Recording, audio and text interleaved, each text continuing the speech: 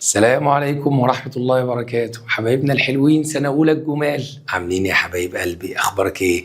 لو أنت أول مرة تتفرج علينا فأنا مستر مسلم، مدرس مادة العلوم من منصة الخطة التعليمية. إحنا يا حبيبي جايين نطمنك لو أنت مش مذاكر، لو أنت ما فتحتش المنهج، لو أنت واقع منك حاجات كتيرة مش فاهمها، اطمن. منصة الخطة بتعمل أقوى مراجعة في مصر بفضل الله. اسأل زمايلك بتوع السنة اللي فاتت. حبيبي يا غالي، احنا عاملين لك 3 مراجعات. مراجعة شرح على المنهج بالكامل، ده مش فيديو المراجعة اللي بتاع الشرح. لو انت ما شفتش فيديو الشرح ارجع شوفه. الفيديو اللي احنا فيه ده هنحل فيه اهم تمارين على المنهج بالكامل، هنلم المنهج كله، مش هيبقى فايتك اي حاجة. وكمان في فيديو كمان هنحل فيه نماذج على المنهج كله، بحيث كأنك هتدخل الامتحان تلاقي ورقة الامتحان قدامك، مش هيفوتك حاجة. حبيبي اشترك معانا في القناة، دوس على زرار السبسكرايب عشان يجيلك الاشعارات اول باول، واوعى تكون مش منزل التطبيق بتاع الخطه. التطبيق ده يا حبيبي موجود على بلاي ستور بشكل مجاني. التطبيق ده بتنزل عليه مراجعات كل المواد بشكل منظم ودوري. فانت نزل التطبيق، وكمان انزل لاول كومنت هتلاقي فورم، املى الفورم، هتاخد خصم على اشتراك الترم الجاي ان شاء الله، عشان تبقى معانا وتحجز مكانك من المتفوقين. ويلا بينا نبدا الفيديو. السؤال الاول، مين اللافلزات؟ اللافلزات اللي هم ايه؟ العناصر مش بتوصل حراره ولا كهرباء وليس لها بريق. مين بقى؟ البروم، عشان المغنيسيوم من فلزات الاقلاء، خد بالك، الاقلاء الارضيه 2A، والصوديوم من الاقلاء، والكالسيوم من الاقلاء الارضيه. فده في 2A فلز، وده في 1A فلز، وده في 2A فلز برضو. انما البروم ده من الهالوجينات اللي هم 7A. فانت لازم تبقى حافظ ان الفلور والكلور والبروم واليود لافلزات. طيب، عدد جسيمات سالبة الشحنة في ذرة البوتاسيوم. ذرة البوتاسيوم عدده الذري كام؟ 19. عدده الذري ده 19، يعني البروتونات ب 19 والالكترونات بكام؟ ب 19 برضه. يبقى الجسيمات سالبة الشحنة دي الالكترونات. الالكترونات عددها هنا كام؟ عددها هنا 19. يلا بينا. أي مما يلي لا يمكن فصل مكوناته بالطرق الفيزيائية أو الكيميائية. اللي مش بيتفصل فيزيائي ولا كيميائي عنصر. فأنا هختار هنا إيه؟ عنصر. مين عنصر في الاختيارات؟ الصوديوم. ده مركب وده مركب، وملح الطعام في الماء ده محلول أساسا. صلي على النبي صلى الله عليه وسلم. أصغر المكونات التي توجد في الذرة من حيث الكتلة، طبعا ده معروف، مين؟ الإلكترون.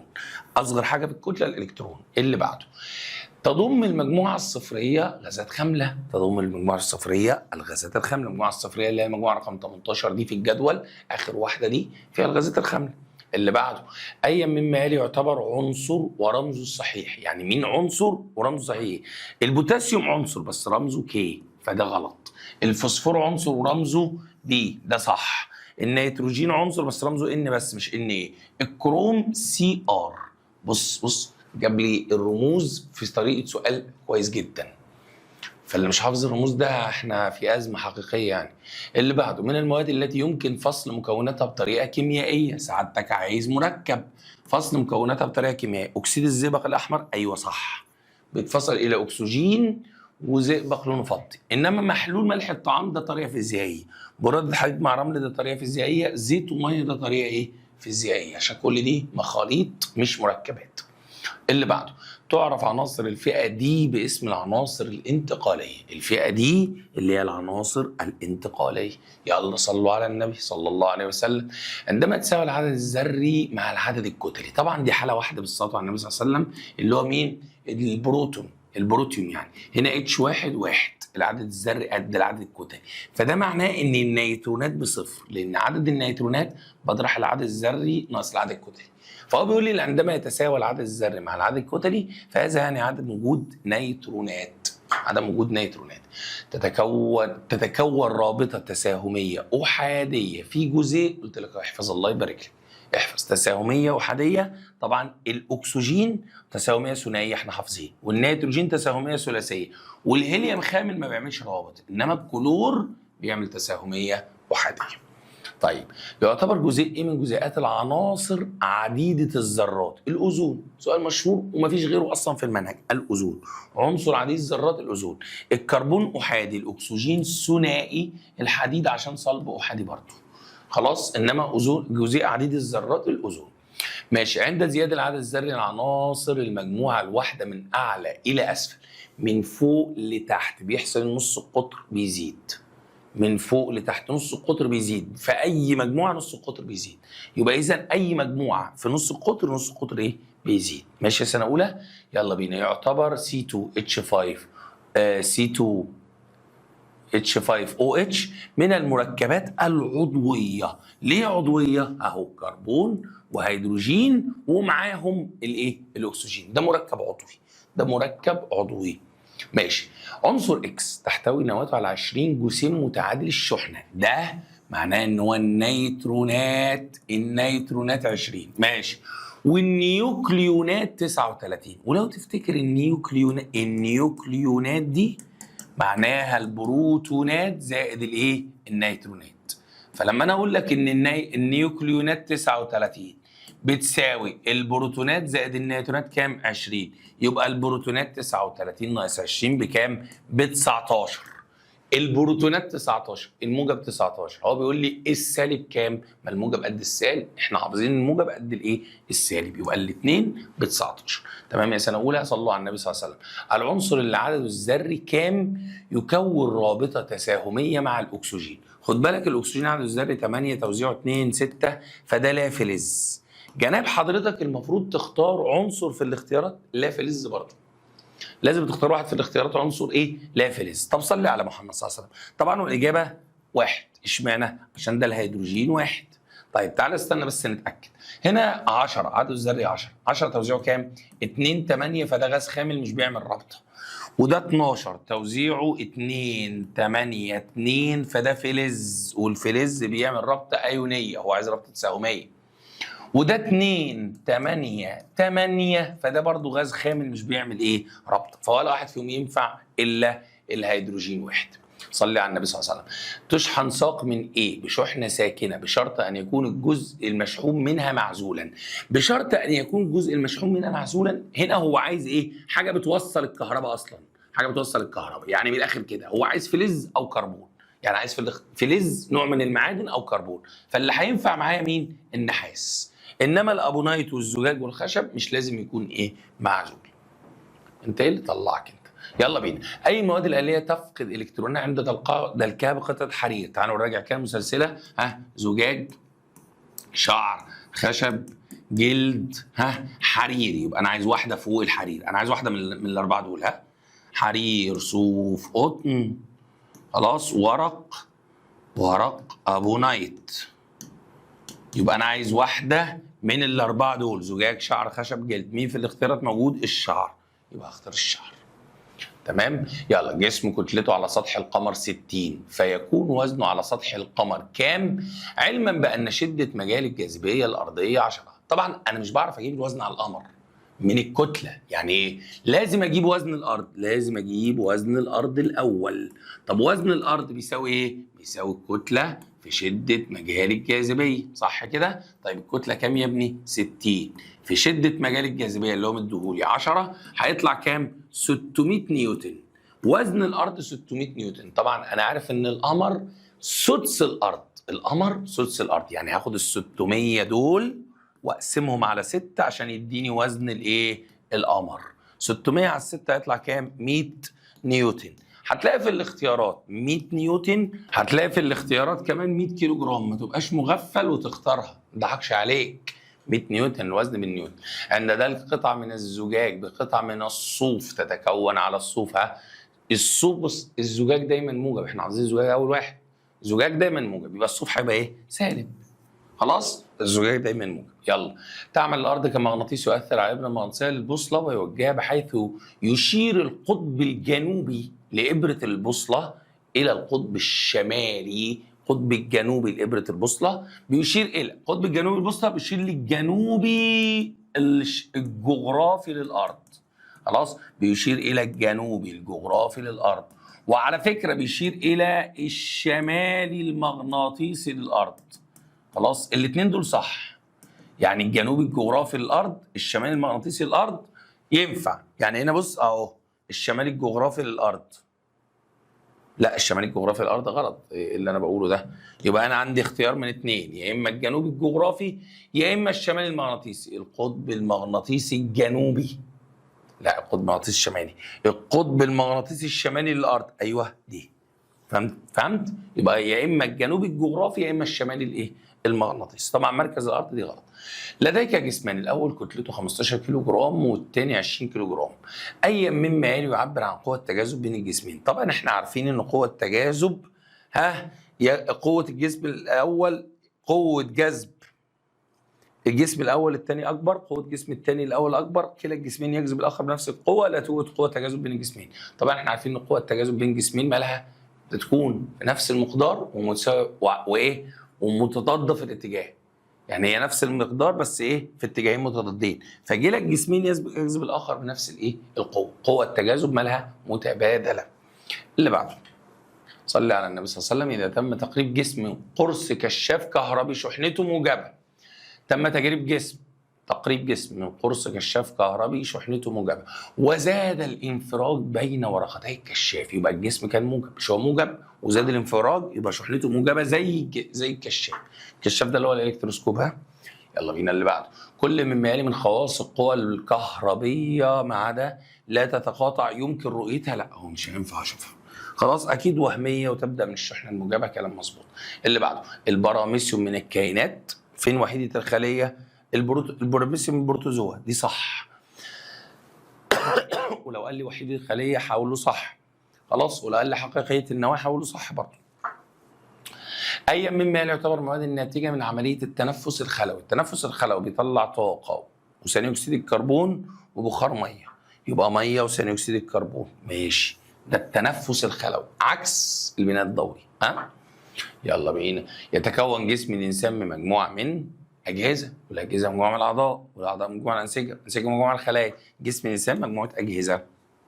ماشي، صلوا على النبي صلى الله عليه وسلم. يتواجد الجدار الخلوي فيه النباتيه والبكتيريا. تعال نشوف الاختيارات. ايوه النباتيه والبكتيريا.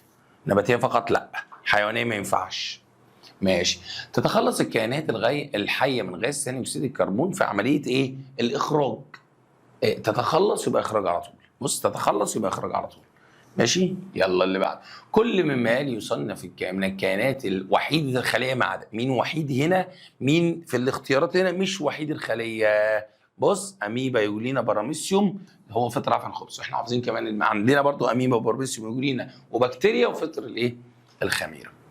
يتحرك الباراميسيوم عن طريق الاهداب. باراميسيوم اهداب، يولينا صوت، الاميبا اقدام كاذبه. صلوا على النبي صلى الله عليه وسلم. في اي الساعات التاليه يكون ظل الجسم اكبر ما يمكن؟ طبعا الساعات الظل اكبر ما يمكن بالصبح عند الشروق، وبالليل عند الايه؟ عند الغروب. واخد بالك انت؟ فهو بيقول لي ايه؟ 5 بالليل، 12 الظهر، 12 الصبح، 9 الصبح. طبعا هو هنفترض مثلا ان ايه ده وقت الغروب، فهيبقى ده اكتر وقت الظل هيكون اكبر ما يمكن. الظل بيكون اكبر ما يمكن بين الشروق قوي والايه والغروب، فانا ده الغروب مثلا، يبقى ده هختار. يلا بينا. في منتصف الشهر العربي نشاهد القمر في طور البدر. المنتصف بدر، ده احنا حافظينها دي، المنتصف بدر. ماشي. اللي بعده يا حلوين. اذا وقع القمر باكمله في منطقه شبه ظل الارض فانه يظهر على هيئه قرص احمر. دي حاله اسمها لا خسوف. دي حاله اسمها ايه؟ لا خسوف. كله في منطقه شبه الايه؟ الظل، فدي حاله اسمها ايه؟ لا خسوف. ما تقلبش مع نفسك يا ايها الجهاز. اللي بعده يا حبايب قلبي، صلوا على النبي صلى الله عليه وسلم. عندما يكمل القمر الربع الثاني من دورته، الربع الثاني، خلاص فانه يصبح في طور، طبعا صلي على النبي صلى الله عليه وسلم. الربع الثاني يبقى كده هو خلص ايه؟ نص الدوره. مش هم ربع وكمان ربع، ربعين يعني خلص نص الدوره. نص الدوره دي يبقى هو في طور الايه؟ البدر. خد بالك، نص الدوره يبقى في طور البدر. ماشي. الارتفاع الظاهري للشمس يكون اكبر ما يمكن في فصل الصيف. ارتفاع الظاهري للشمس اكبر حاجه في فصل الصيف. اللي بعده. تحتوي المجموعه الشمسيه على 8 اقمار، ملايين نجوم، الاف الكواكب، نجم واحد. ماشي، نجم واحد هو الشمس. كل الحاجات دي غريبه شويه. 8 اقمار مش 8 كواكب، عشان كده انا ما اخترتهاش. لو 8 كواكب كنت اخترتها. بعد مرور 17 يوما من دورة القمر حول الأرض فإنه يكون في دور الأحدب الثاني. الاحدب الايه التاني. خلاص ماشي. اللي بعده يستخدم الهيليوم في ملء اطارات المناطيد. الهيليوم في ملء المناطيد، انما النيتروجين في ملء اطارات الايه السيارات. ما طبعا ما قاليش علل، لما يقول لي علل هبقى اجاوب ان شاء الله. يلا بينا. درجه انصهار المركبات الايونيه مرتفعه قلت لك انت، بينما المركبات التساهميه منخفضه. ايونيه قلت لك احفظها زي مين؟ زي الملح، صلب وبياخد درجه مرتفعه، انما تساهميه زي الزيت هو سائل اساسا. يمكن فصل ايه بطريقه كيميائيه فقط، يبقى ده مركب. بينما يمكن فصل ايه بطريقه فيزيائيه، المخلوط. اللي ينفع تفصله بطريقه كيميائيه فيزيائيه المخلوط. يلا. يتكون حمض النيتريك من 3 ذرات. لو تفتكر النيتريك كان رمزه HNO3، ده النيتريك، فهو فيه 3 ذرات ايه؟ اكسجين وذره هيدروجين وذره نيتروجين. وذره هيدروجين وذره نيتروجين. صلي على النبي صلى الله عليه وسلم. الرابطه في كلوريد الهيدروجين، قلت لك خليك فاكر كلوريد الهيدروجين دي رابطه تساهميه، ولو تفتكر كانت احاديه كمان، كانت تساهميه ايه؟ احاديه. انما كلوريد الصوديوم دي رابطه ايونيه. من الامثله اللي ما ينفعش تنساها ابدا في الرابطه الايونيه كلوريد الصوديوم. صلي على النبي صلى الله عليه وسلم. من طرق فصل مركبات كيميائيه التحليل الكهربي. عارف يعني ايه تحليل كهربي؟ اللي هو بتاع فولتمتر هوفمان ده. خلاص. والتسخين الايه الشديد، زي اكسيد الزئبق الاحمر. صلي على النبي صلى الله عليه وسلم. ماشي. تصنف المخاليط الى متجانسه. مش بشوف مكوناتها بعيني زي الميه وملح، وغير متجانسه. وغير ايه؟ متجانسه. اللي بعده يا سنه اولى، صلوا على النبي صلى الله عليه وسلم. الفئه دي تضم العناصر اسمها الانتقاليه. تضم العناصر الايه؟ الانتقاليه، جات لنا في اختر. بينما المجموعه الصفريه تضم غازات خامله، برضه جات لنا في اختر، خد بالك. فدي اسئله ايه؟ بتتكرر. اللي بعده رتبت العناصر في الجدول الدوري الحديث حسب العدد الذري. خلاص. وايه تاني؟ طريقه ملء مستويات الطاقه الفرعيه بالالكترونات. صلوا على النبي صلى الله عليه وسلم. العناصر في الجدول الدوري الحديث عندنا حسب العدد الذري وطريقه ملء مستويات الطاقه الفرعيه بالالكترونات. رابطه ايه بينتج عنها جزيئات مركبات او عناصر، اللي بتدي الاثنين تساهميه، انما الايونيه بتدي مركبات بس. ماشي يا سنه اولى. اللي بعده المركبات ايه محللها بتوصل الكهرباء؟ اللي بيوصل الكهرباء الايونيه. عشان كده قلت لك لو تفتكر الفيديو اللي عملته لك ريلز صغير كده، سؤال المركبات الايونيه التساهميه ده هيضيع منك اسئله كتير قوي لو انت مش مركز في الفرق بينهم. اللي بيوصل الكهرباء الايونيه، انما اللي مش بيوصل التيار الكهربي التساهميه. ماشي. صلي على النبي صلى الله عليه وسلم.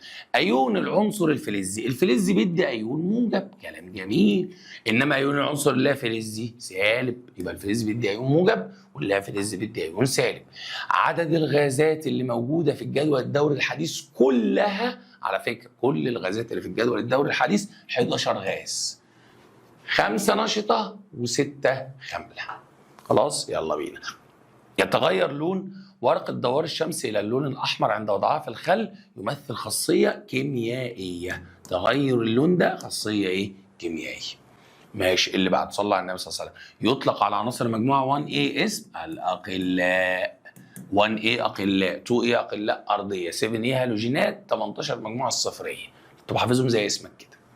اللي بعده البروتونات جسيمات موجبة الشحنة، بينما النيترونات جسيمات متعادله الشحن. فاضل للالكترونات سالبه الايه؟ الشحن. اللي بعده الرمز كي ده عنصر البوتاسيوم. خلاص. والرمز ان النيتروجين. طبعا دول لو تفتكروا دول كانوا بتوع مين؟ الاسمده، الان بي كي. يلا بينا. الفئه ايه في الجدول تحتوي على معظم انواع العناصر؟ الفئه بي هي اللي فيها الفلزات واللافلزات واشباه الفلزات والغازات الخامله. صلي على النبي صلى الله عليه وسلم. تقاس الشحنه الكهربيه للاجسام بوحده اسمها كولوم. الشحنه الكهربيه للاجسام تقاس بوحده اسمها كولوم، بينما الوزن بوحده اسمها نيوتن. طبعا كل دي اسامي علماء. ماشي.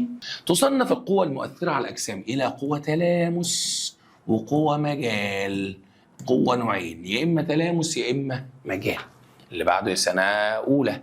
يستخدم ايه في تحديد نوع الشحنه الكهربيه لجسم مشحون؟ ده اسمه الالكتروسكوب. الالكتروسكوب اللي هو الكشاف الايه؟ الكهربي. اللي بعده الأقطاب المغناطيسية المتشابهة متشابهة تتنافر، بينما الأقطاب المغناطيسية المختلفة تتجاذب. شوية أسئلة كده إيه يعني تفرح كده. اللي بعده يبدأ خطوط المجال المغناطيسي من القطب الشمالي، بتخرج من الشمالي وتنتهي عند الجنوبي. الخطوط بتطلع من الشمالي وتدخل في الجنوبي. عند دلك ساق خشب بساق زجاج. زجاج خشب، بص جايب لي الزجاج شعر خشب قصدي، يبقى إذا الزجاج أول حاجة فوق، يبقى الساق الخشب هتكتب الشحنة سالبة والزجاج موجبة. تمام؟ تمام. صلوا على النبي صلى الله عليه وسلم. اللي بعده أكمل. يكون المد والجزر في أعلى نشاط عندما يكون القمر في طور البدر. هو طبعا البدر والإيه؟ والمحاق، بس هو طلب واحد فاديله البدر وأنت مبسوط كده. ماشي. تتوقف قوة التجاذب بين جسمين. قوة التجاذب بتأثر على كام عامل؟ 2، الكتلة والمسافة. وقلنا الكتلة تزيد الجاذبية تزيد، المسافة تزيد الجاذبية تقل. اللي بعده البكتيريا ايه النواة؟ أولية طبعا، البكتيريا أولية النواة، بينما فطر عيش الغراب من حقيقيات النواة. هو بيسألنا على ايه؟ حقيقيات الايه؟ النواة. اللي بعده مرض الديزنتريا يسببه كائن وحيد الخلية من البروتوزوا يعرف باسم انتاميبا هستولوتيكا. الديزنتريا بيسببه الانتاميبا هستولوتيكا. وحدة بناء الكائن الحي هي الخلية. السلام على الاسامي، على الاسئله اللي ان شاء الله هتقفلوا فيها باذن الله. اللي بعده ثاني اكسيد الكربون وميه وطاقه ضوئيه يديني سكر الجلوكوز. طبعا دي معادله البناء الضوئي، دي معادله البناء الضوئي. صلوا على النبي صلى الله عليه وسلم. الخلايا ايه؟ يمكن ان تتحول لانواع عديده من الخلايا. اسمها ايه الخلايا دي؟ الجذعيه، اللي بتنقسم بتتمايز، دي عندها قدره على انقسام والتمايز، اسمها الخلايا الايه؟ الجذعيه. اللي بعده اقرب الكواكب الخارجيه للشمس هو عطارد. الخارجيه، لا معلش استنى بص سرعت سيكا. اقرب كوكب خارجي، الخارجيه بتبدا من المشتري، فاقرب الكواكب الخارجيه للشمس هو المشتري. بينما ابعد الكواكب الداخليه، ابعد واحد في الداخليه المريخ. حلو السؤال ده، انا كنت هتلخبط فيه لو ما كنتش ركزت. صلوا على النبي صلى الله عليه وسلم. يطلق على ايه الكوكب الاحمر؟ المريخ طبعا، المريخ. بينما كوكب ايه الكوكب الازرق؟ نبتون. نبتون كوكب الازرق. يلا بينا. يتكون الغلاف الجوي لكوكب اورانوس من غازي، بصوا على بالاضافه الى مثلا كنت لسه هقول لكم هم 3 غازات، كنت هقول لكم هم 3 غازات، هيدروجين وهيليوم وميثان، فهو كاتب لي بالاضافه الى الميثان، يبقى انا لازم اقول له هنا ايه؟ هيدروجين وهيليوم بس كده. تمام خلاص. يلا بينا. يميل مستوى القمر حول الارض بمقدار 5 درجات، 5 درجات عن مستوى مدار الارض حول الشمس، وده اللي بيخليه يخلي بيحصل خسوف مرتين في الايه؟ في السنه بس، مش كل ظهور بدر. يصبح نصف وجه القمر الايمن مضاء بعد مرور كام يوم من بدايه الشهر. نص وجه القمر الايمن ده اللي هو ربعه، يعني ربعه ده بعد كام يوم؟ 7 ايام. 7 ايام اللي هو التربيع الايه؟ الاول. خلاص يلا بينا. الغلاف الجوي لكوكب الزهرة يتكون من غاز ثاني اكسيد الكربون بشكل رئيسي. ده ايه؟ كوكب حر وحالته صعبة. يحدث الخسوف ايه؟ عندما يقع القمر بالكامل، يبقى ده خسوف كلي. ده من القمر بالكامل وقع في منطقة اسمها ايه؟ ظل الارض. في منطقة اسمها ايه؟ ظل الارض. اللي بعده بفكرك تاني عشان تشوف باقي المراجعات بتاعتنا بشكل مجاني وبشكل منظم في مكان واحد، حمل ابلكيشن الخطه من اللينك في اول كومنت. اللي بعده اكتب المصطلح العلمي. عناصر يحتوي مستوى الطاقة الخارجي على أقل من 4 إلكترونات، دي فلزات. هذه تعريف الفلزات. أقل من 4 فلزات، 1 أو 2 أو 3 إيه؟ فلزات. تمام؟ ثم سايبين لي مكان اكتب بقى هناك بقى واروح واجي وكده. انتوا عارفين لو انا بكتب باليمين كان زمان واقف هناك بكتب، انما بكتب بالشمال مش مراعين ان انا بكتب بالشمال، فانا هكتب هنا. انت بقى معايا بقى. يلا سنه اولى. صلوا على النبي صلى الله عليه وسلم. عدد البروتونات الموجبه الموجوده في نواه الذره ده اسمه ايه؟ العدد الذري اللي هو رمزه زد. ده خليك فاكر كتب تحت في الشمال ده يلا بينا. الفرق بين العدد الذري والعدد الكتلي، عدد النيوترونات. عدد النيوترونات لما كنت بطرح العدد الكتلي ناقص العدد الذري، يعني مثلا لما اقول لك ان ايه هنا في 23 وهنا في 11، لما كنت بطرح 23 من 11 كان بيديني ايه؟ النيوترونات. مجموعه العناصر اللي بتفصل بين اس وبي، اللي في نص بين اس وبي دي وبتبدا ظهورها من الدوره الرابعه، اسمها الفئه دي. اللي في النص بين اس وبي دي الفئه دي. اللي بعده صور مختلفه من العناصر تتفق في العدد الذري وتختلف في العدد الكتلي، اسمها النظائر. النظائر خلاص مشهوره جدا، بالذات نظائر الهيدروجين. يلا عدد الالكترونات المفرده. بص سؤال جامد. عدد الالكترونات المفرده في مستوى المستوى الخارجي لذره العنصر ده اسمه التكافؤ. فاكر التكافؤ بتاع اشكال لويس ده التكافؤ. يلا بينا. مجموع اعداد البروتونات الموجبه والنيوترونات المتعادله الموجوده داخل نواه الذره ده العدد الكتلي. العدد الكتلي عشان الاثنين دول اسمهم نيوكليونات، بنجمعهم يدينا عدد الكتل. اللي بعده عناصر تجمع فيه خواصها بين الفلزات واللافلزات. تعريف سهل قوي اسمه اشباه الفلزات. اسمه ايه؟ اشباه الفلزات. صلوا على محمد صلى الله عليه وسلم. جسيمات سالبه الشحنه تدور حول النواه الالكترونات. ماشي. اللي بعده مناطق وهميه تدور فيها الالكترونات حول النواه دي اسمها مستويات الطاقه. مستويات الطاقه. اللي بعده صلوا على النبي صلى الله عليه وسلم. ابسط صوره نقيه للماده لا يمكن فصل مكوناتها ولا بطريقه كيميائيه ولا بطريقه فيزيائيه. ده تعريف الايه؟ العنصر. العنصر. لو قال ابسط صوره نقيه للماده كده انا خلاص عرفت. وماده لا يمكن فصل مكوناتها بطريقه فيزيائيه وكيميائيه برضو الايه؟ العنصر. درجه الحراره تحول عندها الماده من الحاله الصلبه للحاله السائله اسمها درجه الانصهار. يا سلام يا سلام على الاسئله. يلا يا سنه اولى. اللي بعده مركبات كيميائيه تستخدم في تحسين الانتاج الزراعي اسمها الاسمده. الاسمده اللي بيستخدم في تحسين الانتاج الزراعي اسمها الاسمده. اللي بعده المركب الذي يتكون نتيجه التجاذب الكهربي بين كاتيون وانيون.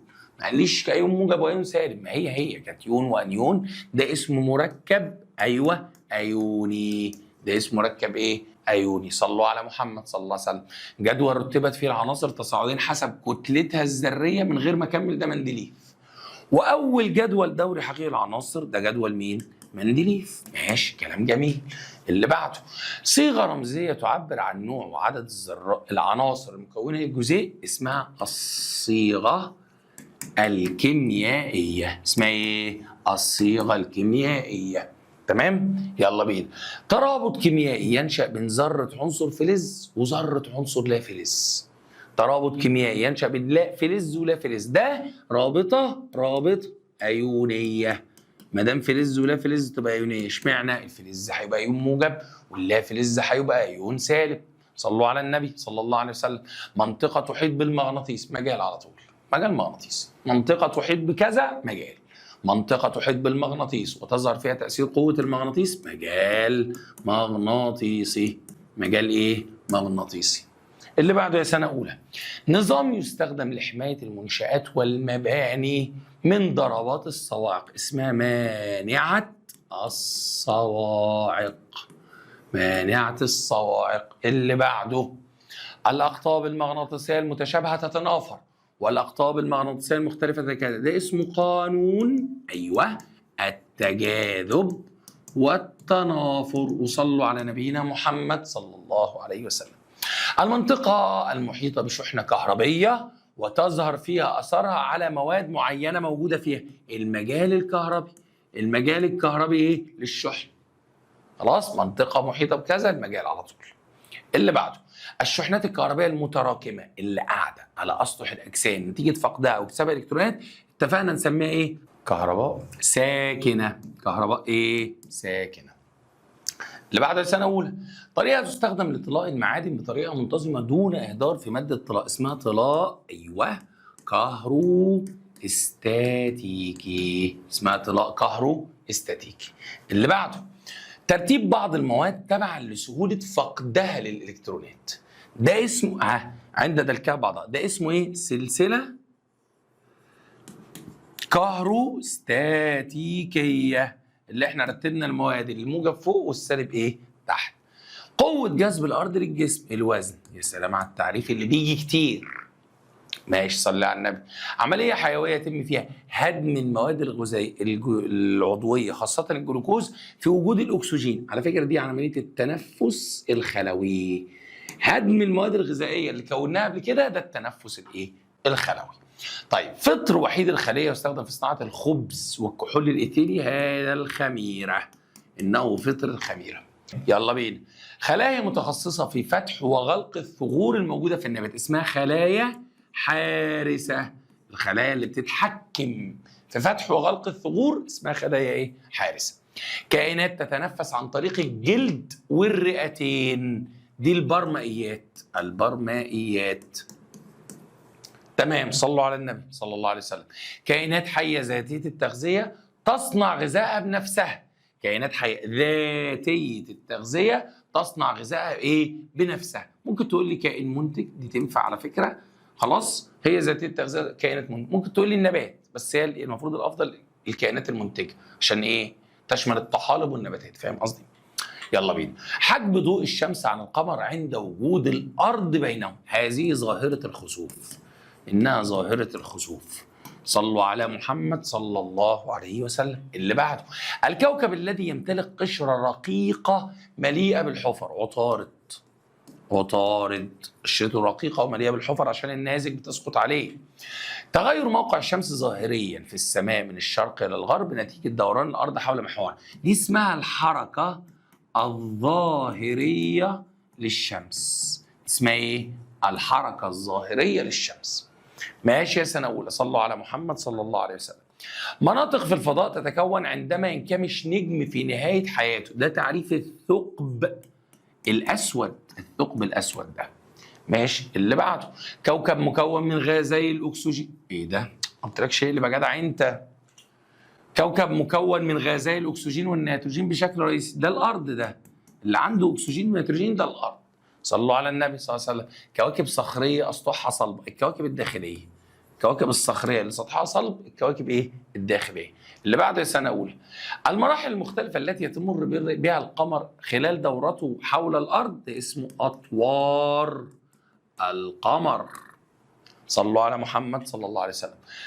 يلا علل ليه الصوديوم من عناصر الأقلاء، ومديني بص هو تعريف الأقلاء عناصر المجموعة 1A، فهي الإجابة لأنه يقع في المجموعة الرئيسية 1A. عايز تتأكد؟ بسيط، وزع 2 8 1، ما دام آخر مستوى واحد هو في المجموعة 1A، طبعا هو في الدورة الثالثة. صلوا على النبي صلى الله عليه وسلم. في خطة كلاس بنساعدك انك تنظم وقتك ومذاكرتك بشكل يومي، وده عن طريق جدول بنكون محدد لك الحصص اللي عليك انك تذاكرها. كمان بنساعدك انك تمشي بترتيب المنهج وتوازن ما بين المواد من غير تقصير، وده طبعا بيوفر لك وقت انك تراجع بشكل كويس وتحل امتحانات بشكل مستمر، وده طبعا في وجود المشرفة اللي بتساعدك انك تلتزم وتطور من مستواك. ولو حابب تعرف اكتر عن الخطة كلاس فتقدر تتواصل مع الارقام اللي هتظهر لك على الشاشة. ماشي، اللي بعده، نواة الذرة موجبة الشحن. طبعا النواة لأنها تحتوي على بروتونات موجبة، صح كده، ونيترونات متعادلة. هي بالصلاة على النبي صلى الله عليه وسلم عندها بروتونات موجبة ونيترونات متعادلة، فهي يبقى المحصلة إن هي موجبة. اللي بعد، ليه الذرة متعادلة كهربية؟ لأن عدد الشحنات الموجبة يساوي عدد الشحنات السالبة. وصلوا على نبينا محمد صلى الله عليه وسلم. تكافؤ عنصر الألمنيوم الثلاثي. يعني التكافؤ عدد الإلكترونات المفردة. طبعا هو الألمنيوم عدد الذري 13، توزيعه 2 8 3، فلما تيجي تعمل أشكال لويس عنده إلكترون 2 3 مفردين، فهي الإجابة هتقول له لأن عدد الإلكترونات المفردة في مستوى الطاقة الأخير كام؟ 3. تمام؟ صلي على النبي صلى الله عليه وسلم. مخلوط الملح في الماء متجانس. يعني متجانس لا يمكن رؤية مكوناته بالعين مجرد، فهتقول لي لأنه لا يمكن رؤية مكوناته بالعين المجردة. صلوا على نبينا محمد صلى الله عليه وسلم. اللي بعده يا ولاد الحلال، جزيء الأكسجين جزيء عنصر. يعني ايه عنصر؟ لأنه أبسط صورة نقية للمادة لا يمكن فصل مكوناتها بطريقة كيميائية ولا فيزيائية. فهتكتب لي التعريف، هتقول لي لأنه لا يمكن فصله بطريقة كيميائية أو فيزيائية. يبقى هو في الحالة دي يا شباب عنصر. اللي بعده صلوا على محمد صلى الله عليه وسلم، تصنع هياكل الطائرات من سبيكة الألمنيوم والتيتانيوم. طبعا إيه؟ لأنها صلبة وتكتسب متينة يعني عند ارتفاع درجة الحرارة. فهي عندها صلابة وعندها متانة عند ارتفاع درجة الحرارة، وأخف من الألمنيوم لوحده. يعني هي خفيفة وصلبة ومتينة عند ارتفاع درجة الحرارة. تكافؤ الغازات الخاملة صفر. طبعا هتقول لي صفر عشان ما عندهاش الكترونات مفردة، لأنها لا تحتوي على إلكترونات مفردة في مستوى الطاقة الأخير. وصلوا على نبينا محمد صلى الله عليه وسلم. اللي بعده، يقع العنصر بوتاسيوم في الدورة الرابعة والمجموعة 1A بالجدول الدوري. هو بيقول لي ليه؟ قول لي وزعه. لأنه حسب التوزيع الإلكتروني ده، أيوه التوزيع الإلكتروني اللي هو فين؟ اللي هو هعمله لك دلوقتي 2 8 8 1. مش هو كده 19؟ أيوه كده 19 توزيعه 2 8 8 1. خلاص، يمتلك 4 مستويات طاقة، يبقى في الدورة الرابعة. ومستوى الطاقة الأخير أيوه ماله؟ به إلكترون واحد، فعشان كده في المجموعة 1A. خلاص، يبقى 4 مستويات طاقة، يبقى في الدورة الرابعة. خلاص تمام ماشي. ومستوى الطاقة الأخير فيه إلكترون واحد، يبقى كده عنده إلكترون، يبقى كده في المجموعة 1A. جزيء ملح الطعام مثال لجزيء مركب غير عضوي. طبعا ملح الطعام لو تفتكر رمزه NaCl. هقول لأنه لا يحتوي على كربون، ما عندوش كربون. المركبات العضوية عندها كربون بشكل أساسي، ما عندوش كربون أساسي. يلا بينا. استخدام مادة الأيروجيل في صناعة معاطف علماء الأبحاث بالقارة القطبية، لأنها عازلة حراريا.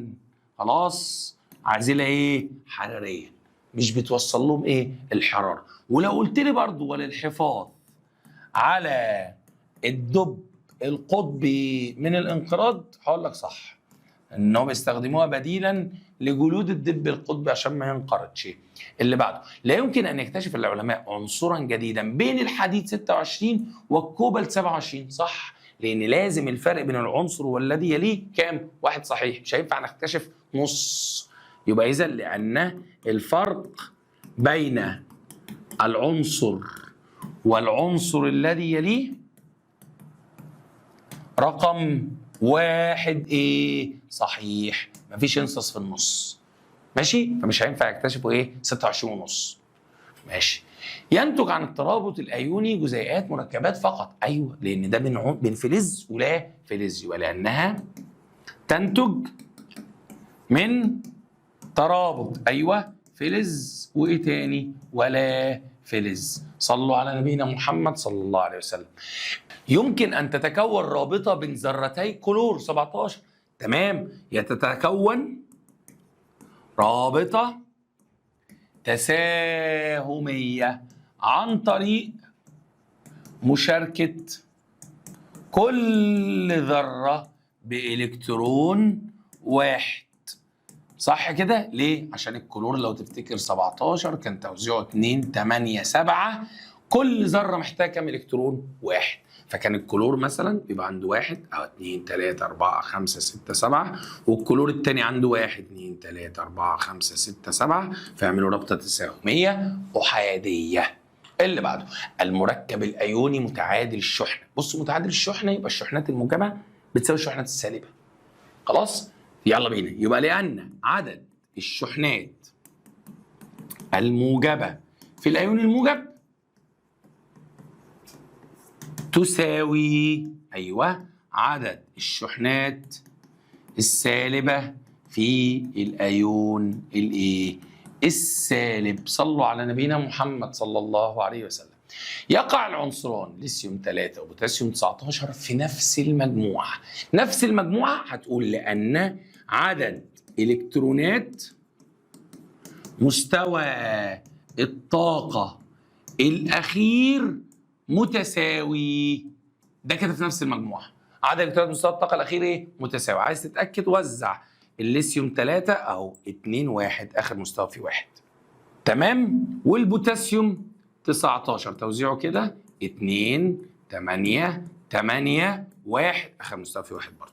خلاص؟ يبقى إذا عشان آخر عدد الكترونات مستوى الطاقة الخارجي متساوي. اللي بعده يجب توصيل ناقلات البترول بسلاسل معدنية تلامس الأرض. دي بتتخلص من إيه؟ من الكهرباء الساكنة حتى لا يحدث انفجار. يبقى حتى تتخلص من الشحنات الكهربية الايه؟ الساكنة المتكونة على البترول فلا يحدث انفجار. بنحافظ على البني ادمين والعربيات والشارع. طيب تصنع علبة البوصلة من النحاس او البلاستيك حتى لا تنجذب لها الإبرة المغناطيسية. طبعا هي لازم تكون حرة الحركة. خلاص؟ وتصبح حرة حرة الحركة. صلوا على محمد صلى الله عليه وسلم. عند دلق ساق من الأبونات بقطعة من القطن يكتسب القطن شحنة موجبة بينما الأبونات تصبح شحنته سالبة. ليه بقى موجب؟ عشان هو اللي فقد.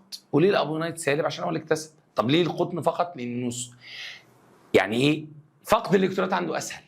فاهم قصدي؟ يبقى لأن فقد الإلكترونات في القطن أسهل. مش احنا رتبناها حسب سهولة فقد الإلكترونات؟ خلاص؟ فيصبح موجب.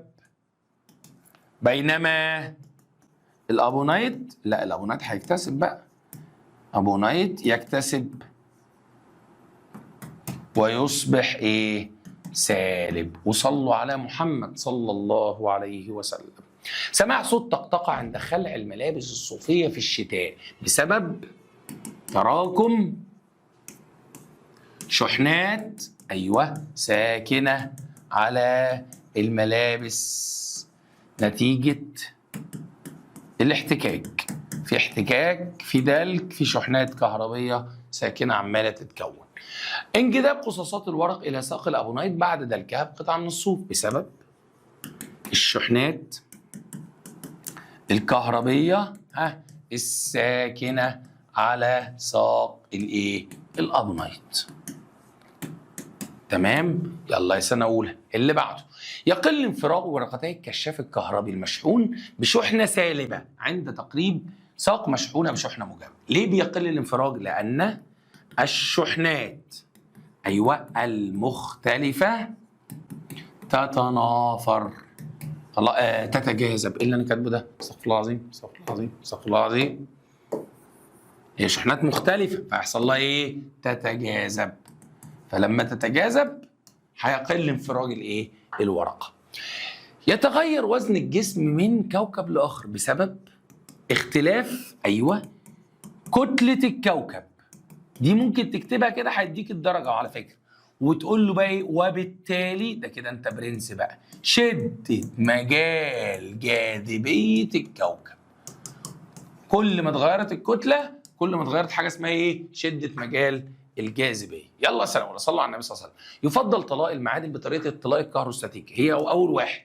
بص بيعمل بتعمل تقلل إهدار مادة الطلاء. عايز تقول بتحافظ على الطلاء انه يخلص، ماشي، اقدار مادة الطلاء. 2 يتم الطلاء بطريقة منتظمة. يتم الطلاء بطريقة منتظمة. فيعني بنبيض حلو ومش بنهدر كمان. صلوا على النبي صلى الله عليه وسلم. تختلف الشرايين عن الأوردة في الجهاز الدوري. صح، الشرايين الشرايين بتعمل بتنقل الدم المحمل بالأكسجين من القلب إلى الجسم. طب والأوردة؟ الأوردة العكس، إنما الأوردة بتنقل الدم المحمل بثاني أكسيد الكربون من الجسم إلى القلب. وصلوا على نبينا محمد صلى الله عليه وسلم. نبات البرسيم من الكائنات ذاتية التغذية. أي نبات عنده بلاستيدات خضراء بيقوم بعملية البناء الضوئي، لأنه يمتلك بلاستيدات خضراء ويقوم بعملية البناء الضوئي. صلوا على محمد صلى الله عليه وسلم. تعتبر البكتيريا من أوليات النواة، صح؟ عارف أوليات النواة؟ عشان ما عندهاش نواة، والمادة الوراثية موجودة في في السيتوبلازم، لأنها لا تمتلك نواة حقيقية، والمادة الوراثية تنتشر في السيتوبلازم. تنتشر فين؟ في السيتوبلازم. اللي بعده، تضاف كمية قليلة من زبادي سابق التحضير إلى اللبن عند صناعة الزبادي، لأنها تحتوي على بكتيريا الزبادي. الكمية دي فيها بكتيريا الزبادي اللي هتقوم بتحويل اللبن إلى زبادي. ماشي. تستخدم الخلايا الجذعية في اختبار الأدوية الجديدة قبل استخدامها لمعرفة تأثير الأدوية على الخلايا والأمراض. يعني أنا عايز أعرف تأثير الدواء، مش هستخدمها على جسم إنسان، هستخدمها على خلايا جذعية. أهمية عملية البناء الضوئي الصناعي في حماية البيئة. بيقلل من غاز ثاني أكسيد الكربون الذي يسبب الاحتباس الحراري. فاحنا بنتخلص من ثاني أكسيد الكربون اللي بيسبب الاحتباس الحراري. صلوا على النبي صلى الله عليه وسلم. التنفس الخلوي عكس البناء الضوئي، صح؟ التنفس الخلوي يتم هدم سكر الجلوكوز الذي سبق الحصول عليه في البناء الضوئي. يعني وانا اصلا بجيب سكر الجلوكوز منين؟ من البناء الضوئي، اكسره في التنفس الخلوي. يبقى يتم هدم سكر الجلوكوز الذي سبق الحصول عليه في البناء الضوئي والحصول على الطاقة. على الطاقة. تمام؟ صلي على محمد صلى الله عليه وسلم. يحفظ الزبادي في الثلاجة بعد التصنيع حتى يتوقف نشاط البكتيريا. لازم اوقف نشاط البكتيريا.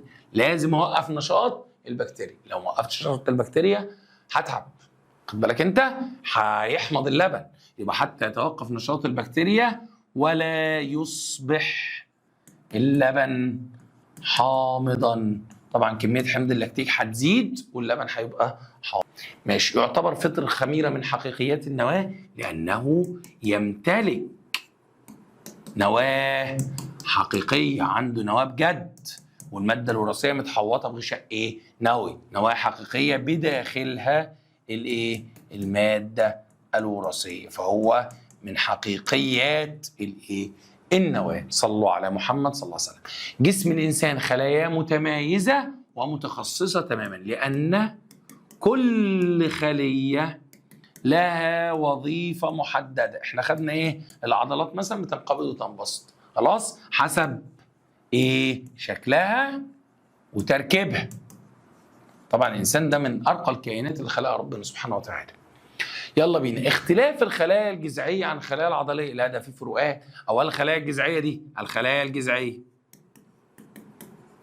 مالها؟ غير متميزة وتمتلك القدرة على التمايز والانقسام، خلاص. إنما الخلايا العضلية، بينما الخلايا العضلية، لا، الخلايا العضلية يا باشا خلايا متخصصة متميزة، لها وظيفة محددة اللي هي الانقباض والانبساط.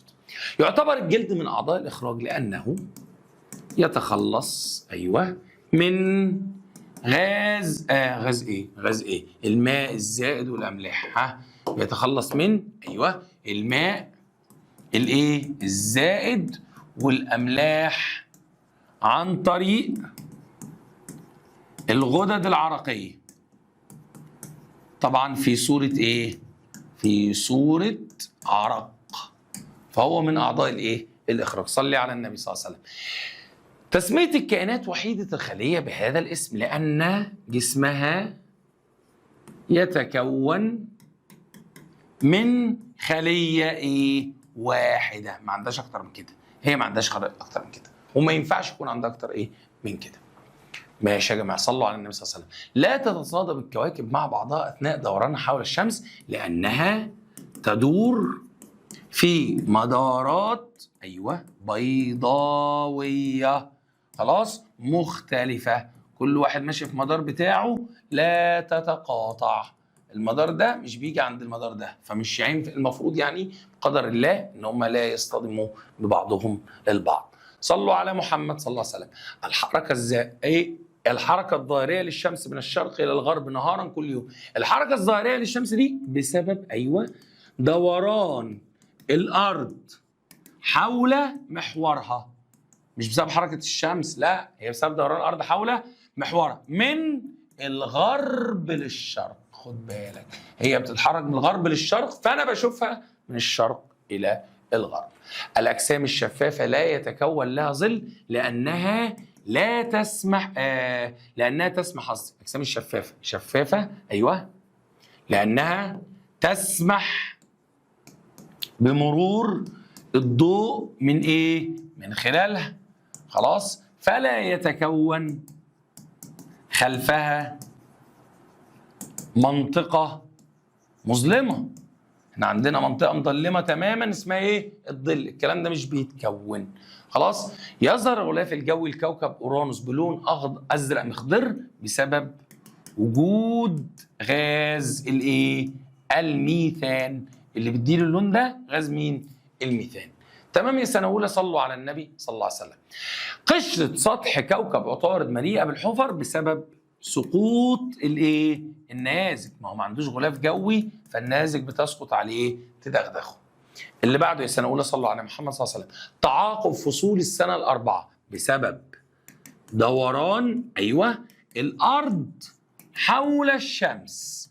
فصول السنة الأربعة بسبب دوران الأرض ايه؟ حول الشمس، وبسبب ميل محور الايه؟ الارض. محور الارض المايل ده خلاها تختلف بقى في درجه الايه؟ الحراره وفي طول الليل والنهار. ماشي. يظهر القمر منيرا رغم انه جسم معتم لانه بالصلاه على محمد صلى الله عليه وسلم يعكس ضوء الشمس الايه؟ الساقط عليه. يا رب يكون الاسئله كلها انت كده مستوعبه والدنيا تمام. يلا يا سنه اولى، اللي بعده.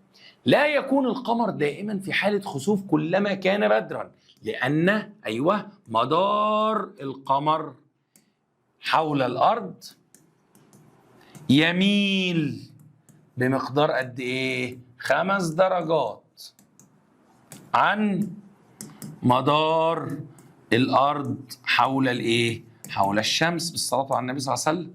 تمام؟ فإذا مش كل مرة هيكون بدر. طول الظل المتكون وقت يكون طول الظل المتكون وقت الظهيرة أقل إيه؟ ما يمكن، لأنه كلما زاد الارتفاع الظاهري للشمس يقل طول الايه؟ الظل.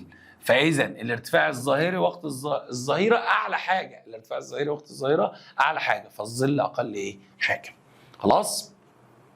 ممكن تقول له ايه برضو؟ لان الارتفاع الظاهري للشمس يكون الصلاه على محمد صلى الله عليه وسلم اكبر ما يمكن، لان ارتفاع الظاهري للشمس يكون أكبر ما يمكن. صلوا على محمد صلى الله عليه وسلم. نرى القمر ناقصا في الخسوف الجزئي لأن جزء منه يقع في منطقة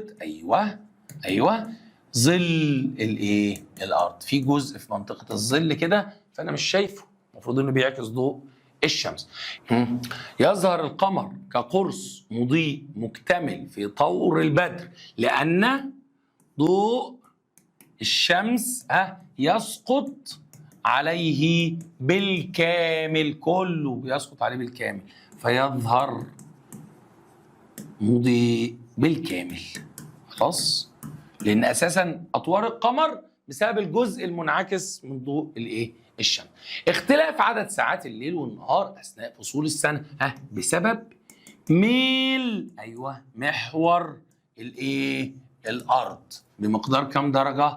بمقدار 23.5 درجه. ميل محور الارض هو اللي بيخلي ان عدد ساعات الليل والنهار تختلف اثناء فصول الايه؟ السنه. صلوا على محمد صلى الله عليه وسلم. السؤال اللي بعده، استخرج الكلمه المختلفه. بكتيريا، خميره، يوجلينا، اميبا. بكتيريا، اشمعنى؟ دي اوليه النواه، انما دول حقيقيات النواه، دول حقيقيات النواه. خلاص؟ ماشي. اللي بعده، فطر الخميره، فطر عيش الغراب، فطر عفن الخبز، فطر البنسليوم. انا هختار فطر الخميره. هتقول لي اشمعنى؟ هقول لك دول عديد الخلايا، هم كلهم فطريات بس ده عديد الخلايا، ده وحيد الخلايا. اللي بعده، بكتيريا العقد الجذريه، بكتيريا التحلل، بكتيريا اللبن الزبادي، بكتيريا السالمونيلا. هختار السالمونيلا. اشمعنى؟ دي بكتيريا نافعه انما الباشا ده ضار. اللي بعده، خلايا الدم البيضاء، خلايا الدم الحمراء، خلايا جذعيه، خلايا عصبيه.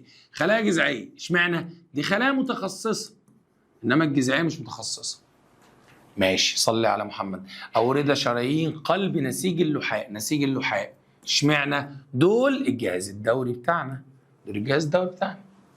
اللي بعده، صلوا على النبي صلى الله عليه وسلم. في الخطه كلاس بيكون عندنا جروب فيه طلاب من نفس شعبتك، هتذاكروا نفس المواد الدراسيه وتتناقشوا فيه مواضيع مختلفه علشان ما تحسش انك منعزل او لوحدك. كمان في الجروب ده تقدر تشارك زمايلك اهتماماتك طول السنه، وهيكون عندنا روح منافسه ومسابقات وجوائز للناس المتميزه طول السنه، وطبعا كل ده بيكون تحت اشراف مشرفه خاصه بالجروب.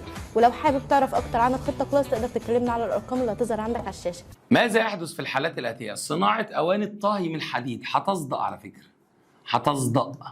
احنا فعليا بنعملها من الستانلس عشان هي ما بتصديش. يلا بينا. تحليل الماء المحمض كهربيا ينحل الى الاكسجين والايه تاني؟ والهيدروجين. صلوا على نبينا محمد صلى الله عليه وسلم. غمس ورقة دوار الشمس في عصير الليمون تتحول للون الأحمر، تتحول إلى اللون الأحمر. كنت عايز أكتب تحمر، تحمر عادي والله صح يعني. اللي بعده، وضع سكر مع الماء في التقليب يتكون مخلوط متجانس أو محلول عادي، محلول أو مخلوط متجانس. هتدوب مكونات السكر في الماء ومش هشوفها بعيني. اكتساب ذرة العنصر اللافلزي إلكترون أو أكثر أثناء التفاعل الكيميائي حتى تتحول إلى أيون سالب، هتتحول إلى أيون سالب. اللي بعده، الاستخدام المفرط للأسمدة الكيميائية، تلوث التربة ده أول حاجة، والمية وممكن الهواء كمان. استخدام الأسمدة الكيميائية حاجة وحشة جدا لما يكون مفرط طبعا. عدم احتواء نواة البروتيوم على نيترونات، يبقى إذن العدد الذري هيساوي العدد الكتلي. خلاص؟ دي الحالة الوحيدة ان العدد الذري فيها بيساوي العدد الكتلي اللي هو H1 1. صلوا على محمد صلى الله عليه وسلم. زيادة العدد الذري لعناصر المجموعة الواحدة بالنسبة لنص القطر هيزداد. نص القطر بيزيد في أي مجموعة. حدوث تجاذب كهربي بين كاتيون فلز وأنيون لا فلز هيتكون مركب، يتكون مركب أيوني، هيتكون مركب أيوني. تمام؟ صلي على النبي صلى الله عليه وسلم. عند تساوي العدد الذري مع العدد الكتلي في ذرة ماء يبقى لا تحتوي على نيترونات. لسه جاي لي السؤال ده بطريقه هو لافف، قال لي ما فيهاش نيترونات، هقول له دول بيساووا بعض. طب العدد الذري بيساوي العدد الكتلي، لا تحتوي على نيترونات. ماشي. اللي بعده يا سنه اولى، صلوا على محمد صلى الله عليه وسلم. دلق ساقين من الابونيت بقطعه حرير وتعليق احدهما تعليقا حرا ثم تقريب الساق الاخرى اليها تنافر. مش الاثنين ابونيت الاثنين سالب، هيحدث تنافر. تقريب القطب الجنوبي للمغناطيس من قطب شمالي المغناطيس آخر معلق تعليق حر، تجاذب. تمام، عشان اقطاب مختلفه. تقريب فرشاه مغناطيسيه من براد الحديد ثم تمريرها فوق سطح عليه بصمات غير واضحه، تتضح البصمات. تتضح الايه؟ البصمات. البصمات هتبان بقى. اللي بعده يا سنه اولى. تقريب ساق من الزجاج مشحونه بشحنه موجبه من كشاف كهربي مشحون بشحنه سالب. تقريب ساق من الزجاج مشحونه بشحنه موجبه من كشاف كهربي مشحون بشحنه ايه؟ سالبه. هيحصل ايه بقى؟ هيحصل ايه؟ ده سالب وده موجب، يبقى يقل انفراج الورقتين.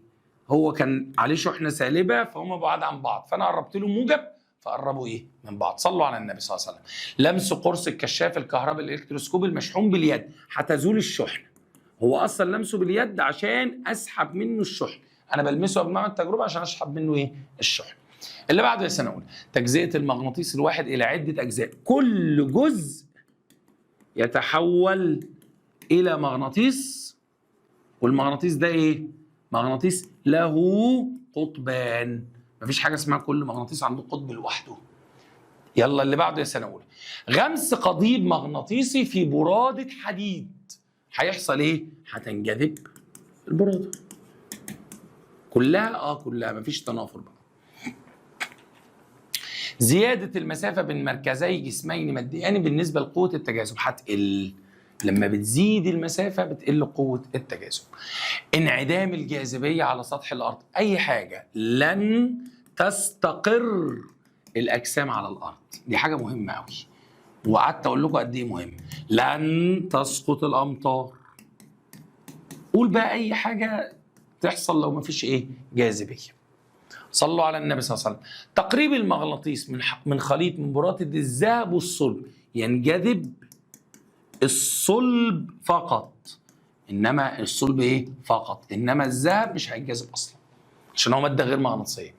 الابتعاد عن سطح الارض بالنسبه للوزن والكتله، الوزن يقل، الوزن بيقل، كل ما ابعد عن سطح الارض الوزن بيقل، والكتله ثابته.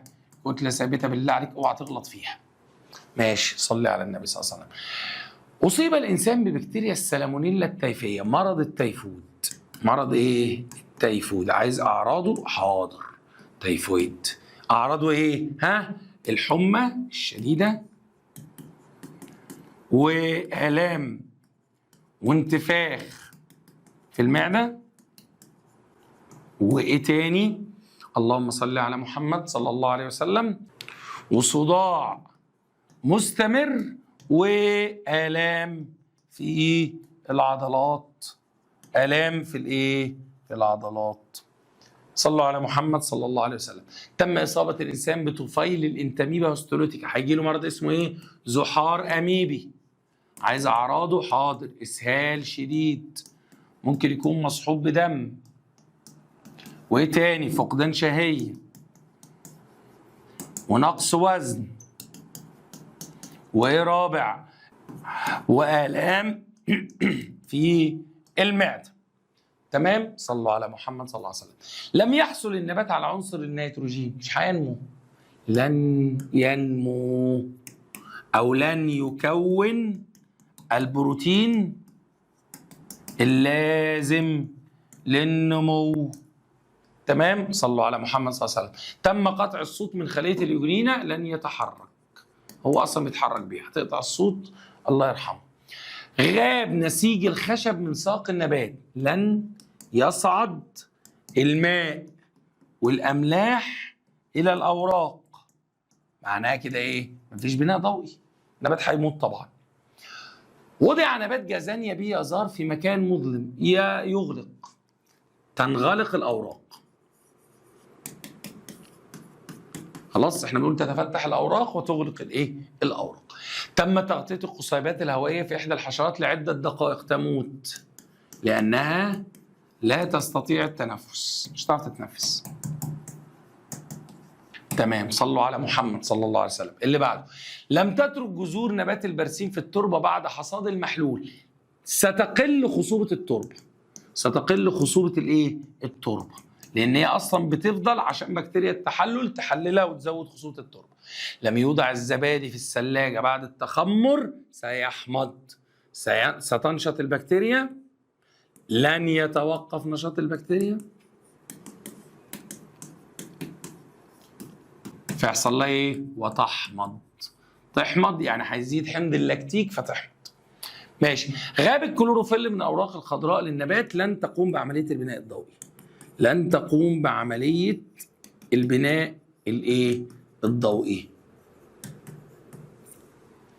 صلوا على النبي صلى الله عليه وسلم.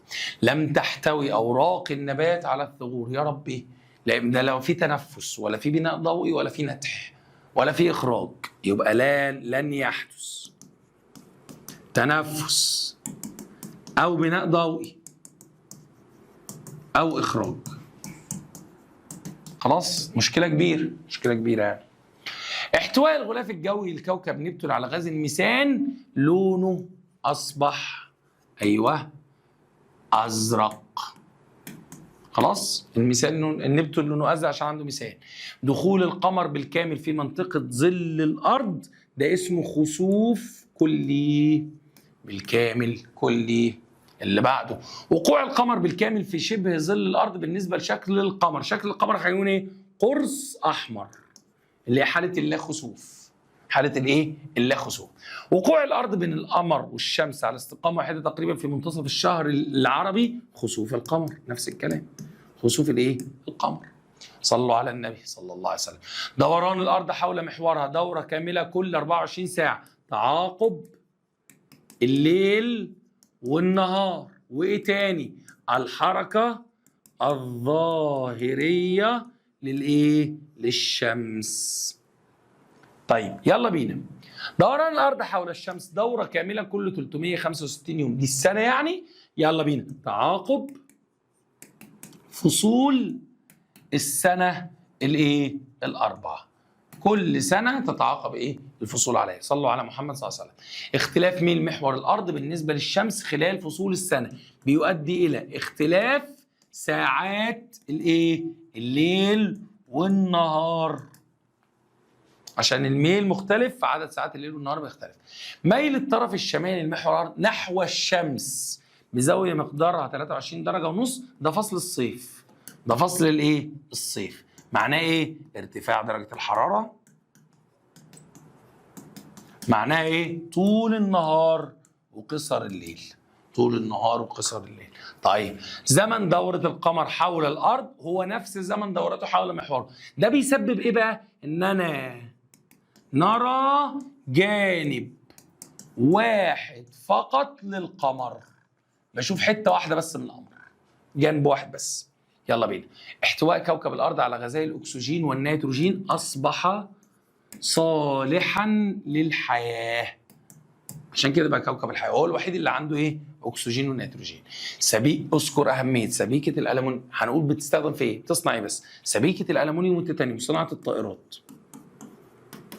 ماشي، دي الاهميه. صلى الله على النبي صلى الله عليه وسلم. فولتمتر هو بماء. تحليل الماء كهربيا. يلا يا سنه اولى. اللي بعده الهيليوم ملء المناطيد. ماشي. فيتامين دي للإنسان. الكالسيوم مهم. في الكالسيوم ده مهم للكالسيوم، مهم للعنصر الكالسيوم الذي يحافظ على العظام. ماشي. اللي بعده العلاقة 2 نون تربيع. دي فايدتها ايه؟ حساب عدد الإلكترونات في مستوى الطاقة. طبعا بنطبقها لغاية الرابع بس. طبقها لغاية الرابع بس. غاز النيتروجين في السيارات ملء الإطارات. ماشي. اللي بعده غاز النيتروجين للنبات تكوين البروتين. وعلى فكرة اخضرار الأوراق برضو. خلاص، تكوين البروتين المهم للنمو. المهم للنمو واخضرار الاوراق. ماشي. جهاز كولومتر قياس الشحنات الكهربيه الضعيفه. ماشي. اللي بعد صلوا على النبي صلى الله عليه وسلم. البوصله تحديد الاتجاهات. تمام؟ صلوا على محمد صلى الله عليه وسلم. قوة الجاذبية الأرضية لا لها فوائد، منها إيه؟ استقرار الأجسام على الأرض. وإيه تاني؟ سقوط الأمطار.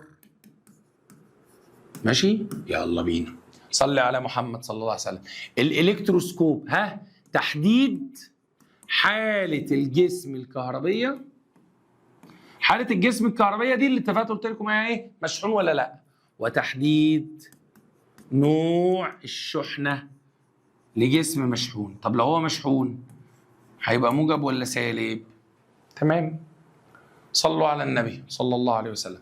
مانعة الصواعق، حماية المباني من الاحتراق بالصواعق. تمام. اللي بعده صلى على النبي صلى الله عليه وسلم. الميزان الزنبرك ده بيقيس ايه؟ قياس الوزن. بيقيس الوزن. تمام يا سنة أولى. صلوا على محمد صلى الله عليه وسلم. اللي بعده عملية البناء الضوئي، يصنع منها النبات غذائه. غذائه مفعول به. يصنع منها النبات غذاءه. يبقى لا، مش بتتكتب كده بقى. احنا نذاكر عربي ولا نذاكر علوم؟ غذاءه مفعول به منصوب بالفتحة، يبقى كده مظبوط إن شاء الله. يلا بينا. صلوا على النبي صلى الله عليه وسلم. فطر بنسيليوم نوتاتوم. نوتاتوم ده من المضاد الحيوي. المضاد الحيوي البنسلين بيدخل في صناعة المضاد الحيوي اللي اسمه بنسلين. اللي بعده نسيج الخشب في النبات. ده بيعمل ايه؟ هو اللي ينقل الماء والأملاح من الجذر إلى الأوراق. تمام؟ صلي على النبي صلى الله عليه وسلم. بكتيريا اللبن الزبادي بتحول سكر اللاكتوز إلى حمض اللاكتيك، اللي هو حمض اللبن اللي هو ليه بقى طعم الزبادي المميز. القصيبات الهوائية في الحشرات التنفس. فائدتها ايه؟ التنفس. اللي بعده بنسيليوم روكفورتي، صناعة الجبنة. صناعة الجبن الريكفورت. ماشي يا سيدي. صلوا على محمد صلى الله عليه وسلم. السكر في صناعة الزيتون المخلل، ده بيعمل ايه؟ ده مصدر غذائي للبكتيريا التي تنتج حمض اللاكتيك، اللي هي بتقضي على المرارة بتاعت الزيتون. نسيج اللحاء في الخشب، ده بينقل الغذاء. ده عكس الخشب، ده عكس نسيج اللحاء في الخشب. نسيج اللحاء في النبات ده عكس الخشب. يعني اللحاء من الجذع الأوراق، ده بينقل غذاء من الأوراق إلى باقي أجزاء النبات. صلوا على محمد صلى الله عليه وسلم. غاز ثاني أكسيد الكربون في النبات، عملية يا شباب؟ البناء الضوئي. صلوا على محمد صلى الله عليه وسلم. الخلايا الحارسة في النبات، التحكم في فتح وغلق الثغور. التحكم في فتح وغلق الثغور. الخياشيم في الأسماك، التنفس.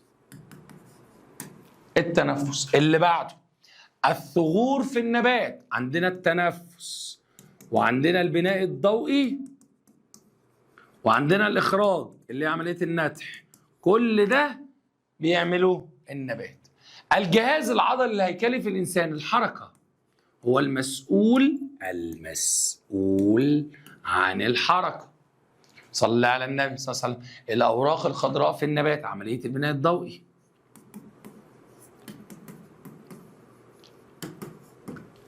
اللي بعده الرئتين في الإنسان، التنفس. ماشي. وعلى فكرة ليها شغلانة تانية، إخراج غاز ثاني أكسيد الكربون برضه. ماشي.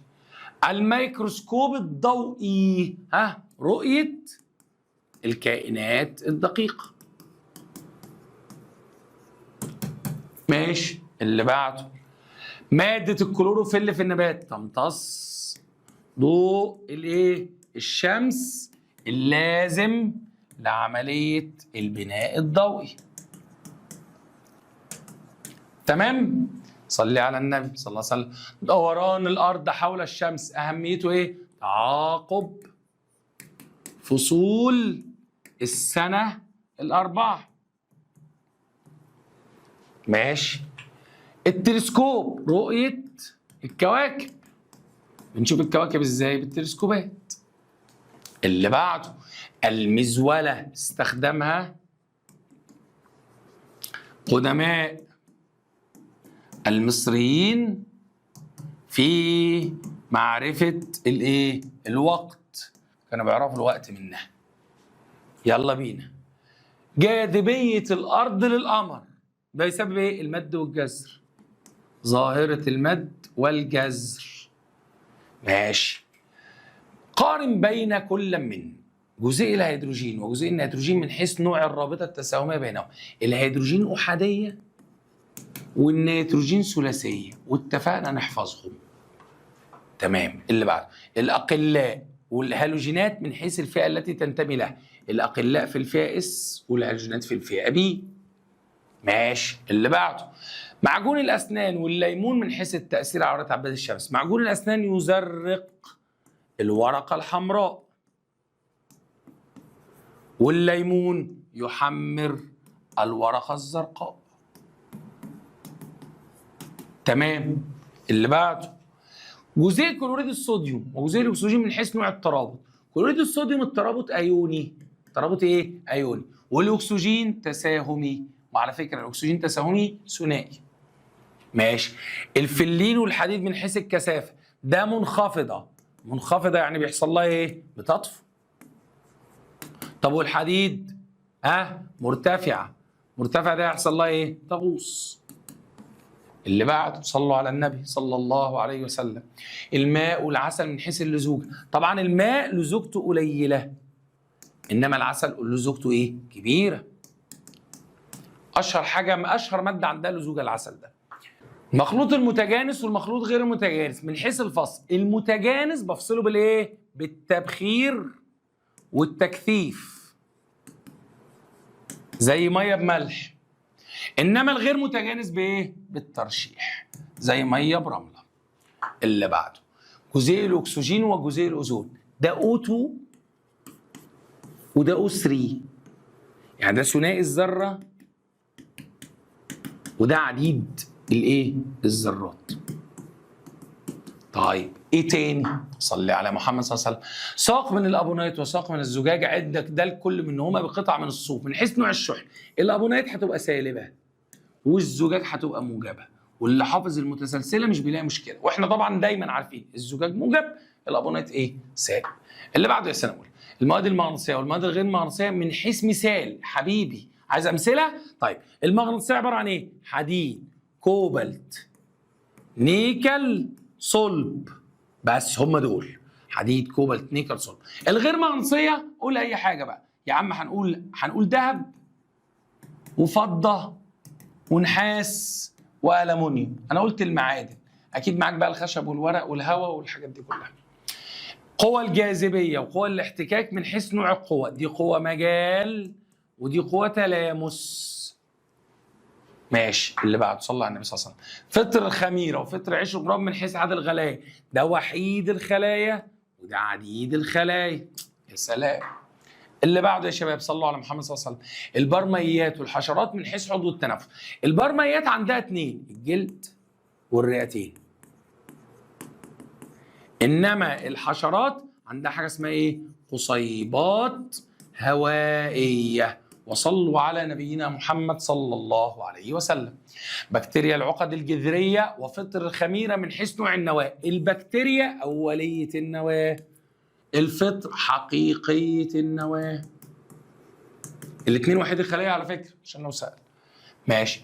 الشرايين والاورده من حيث الوظيفه. الشرايين بتنقل الدم من القلب للجسم، والدم ده غني بالاكسجين، صح كده؟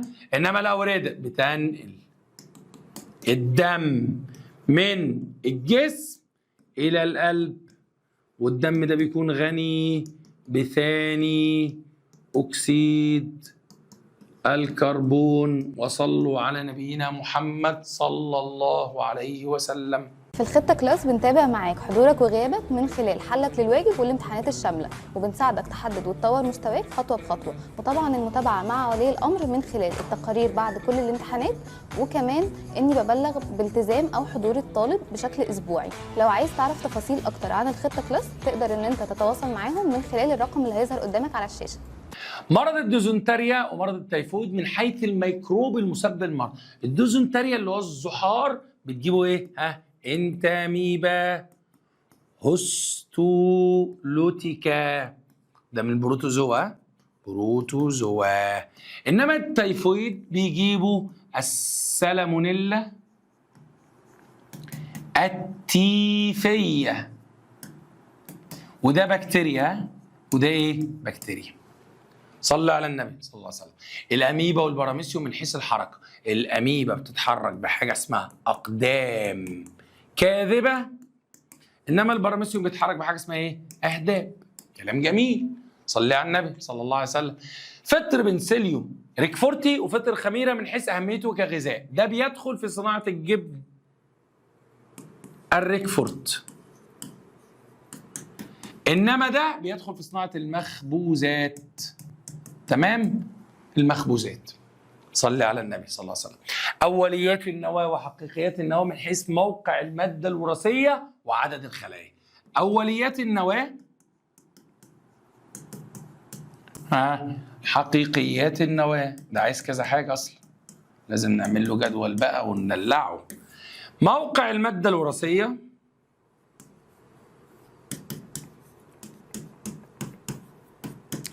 فأوليات النواة المادة الوراثية بتكون في السيتوبلازم عشان هو ما عندوش نواة، إنما حقيقيات النواة المادة الوراثية بتكون جوه النواة. خلاص؟ يلا. عدد الخلايا، عدد الخلايا. أوليات النواة لازم تكون وحيدة الخلية، لازم، اللي هي البكتيريا، إنما حقيقيات النواة في منها وحيد الخلية أو عديد الإيه؟ الخلايا. وصلوا على النبي محمد صلى الله عليه وسلم.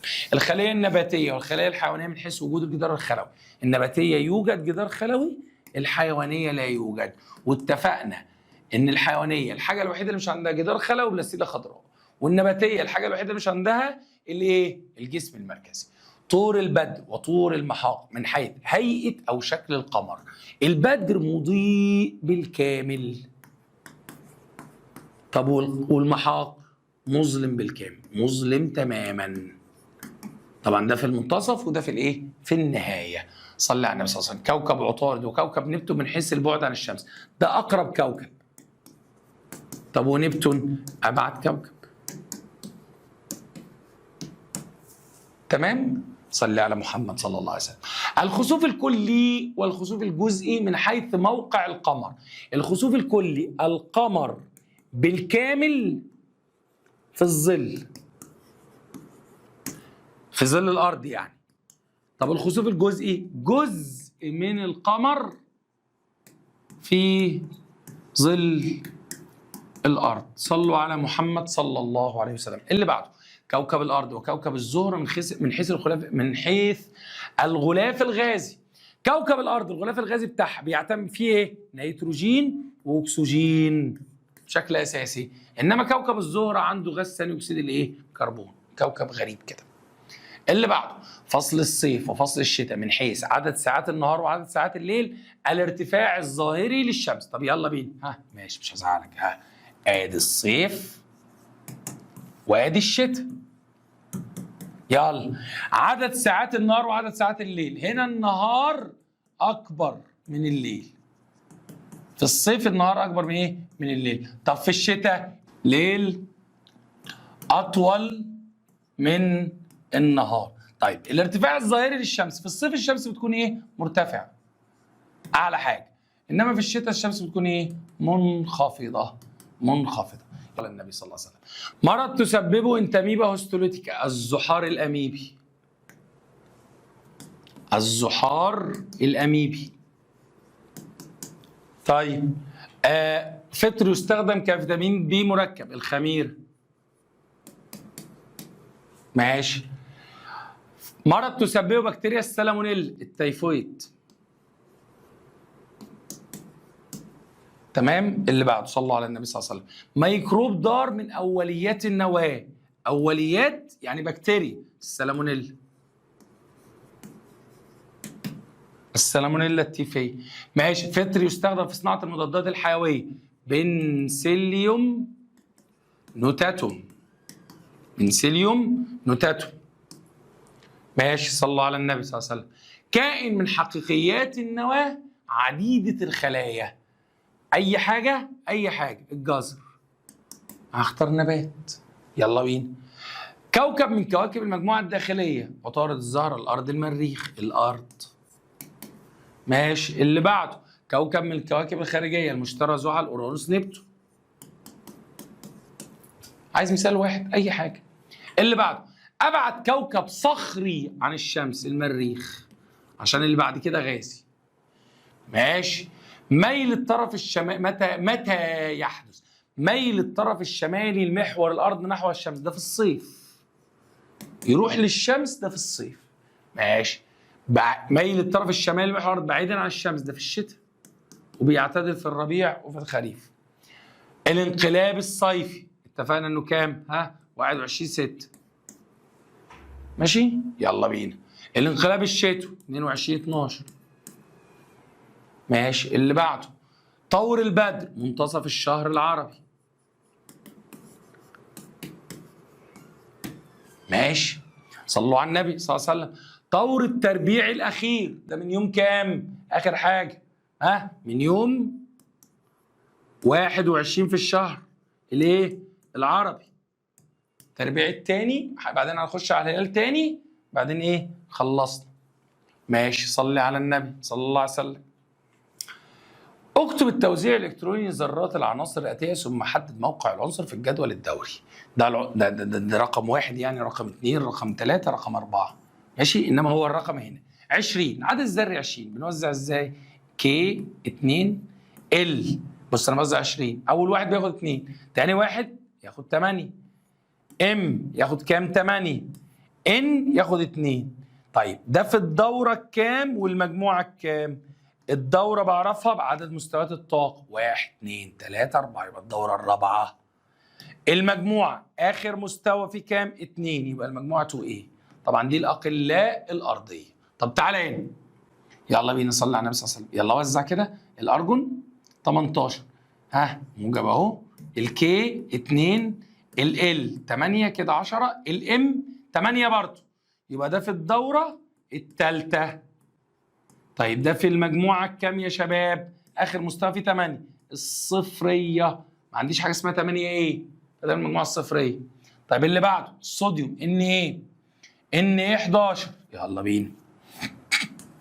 ادي النواة موجبة، وزع كده. الكي 2، ال 8، ادي 10، فاضل 1، الام 1. يبقى كده الدورة ايوه الثالثة برضو، بس ده في المجموعة 1A اللي هي الأقلاء. اللي بعده الكربون 6. يلا نوزع. 2K ياخد 2، L ياخد 4، يبقى ده الدورة الثانية. آخر مستوى فيه كام؟ 4، يبقى المجموعة 4A. خلاص سؤال سهل والله. عدد مستويات الطاقة رقم الدورة. آخر مستوى فيه كام إلكترون؟ ده إيه؟ المجموعة. حط الرقم واكتب جنبيه إيه. يلا بينا. الشكل البياني يمثل إحدى الدورات في الجدول الدوري. رقم الدورة، بص يا حبيبي صلي على النبي صلى الله عليه وسلم. عندك ما عندكش الا لا ده بس اللي عنده عدد الذري، فهوزع ده. وزع كده الإي 15، وزعها كده 2 8 5. سعادتك عندك كام مستوى طاقة؟ 3، يبقى ده الدورة الثالثة. شكرا. السؤال اللي بعده يلا بينا. الحرف اللي بيدل على غاز خامل. غاز خامل ده آخر واحد هنا، آخر واحد من غير ما أفكر، آخر واحد المجموعة الصفرية، يبقى زد. عنصر فلزي نشط، أول واحد هناك اللي في 1 إيه هم أنشط حاجة، يبقى إيه؟ ما تتلخبطش بالله عليك في الأسئلة الهبلة دي. آخر حاجة ده الغاز الخامل، أول حاجة إحنا بنبدأ بفلز النشط. ماشي. السؤال اللي بعده يلا. جدول سؤال تاني يلا. ما العدد الذري لعنصر بي؟ طب استنى كده بس، ده عدد الذري كام؟ ده 13. انا عارف ان كل واحد بيزيد عن اللي قبليه مقدار كام؟ واحد، يعني ده 13 يبقى ده 12 يبقى ده كام؟ 11. يا سلام على الاسئله السهله. يبقى العدد الذري لعنصر بي 11. عرفت منين؟ اللي بعد اللي بعديه 13 يبقى هو 11. اللي بعده، ما نوع العنصرين جي واف؟ بص يا جميل، جي ده اخر حاجه، ده غاز خامل، غاز خامل. طيب اف، معلش هوزعه بقى.